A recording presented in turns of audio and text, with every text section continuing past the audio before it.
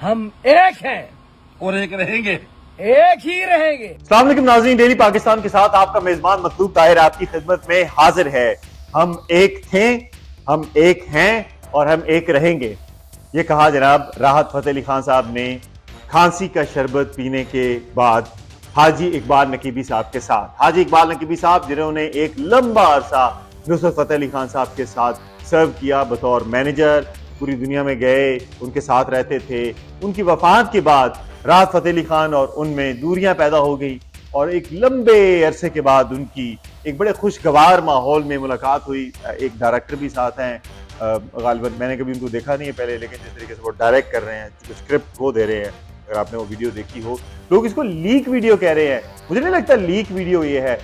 Leak video तो वो थी आपने पहले कुछ देखी होंगी, जैसे मैं नाम नहीं लेना चाहूँगा, कुछ लीक वीडियोज आती हैं यानी जिसका कुछ पता ही नहीं चलता है ना किसने।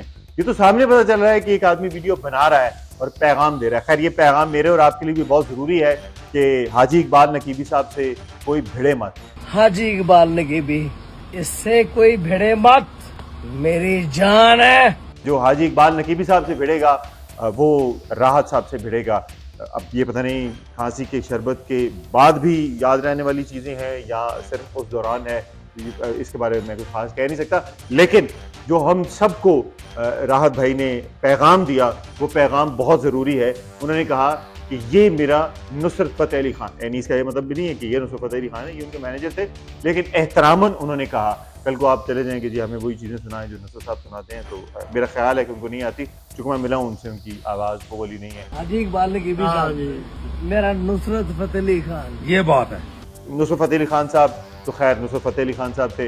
हाजी इकबाल नकीबी साहब से कोई भी भिड़ने की कोशिश ना करे, क्योंकि राहत साहब ने यह भी किया है, जो उनके साथ करेगा भिड़ेगा वो राहत साहब से भिड़ेगा। और मेरा नहीं ख्याल कि मैं आप या हम में से कोई भी आप में से अगर कोई भिड़ना चाहता है तो मतलब ये मोर देन वेलकम, लेकिन मुझे नहीं लगता कि हमें करना चाहिए। देखते रहिए डेली पाकिस्तान, अपने मेज़बान को इजाज़त दीजिए। अल्लाह।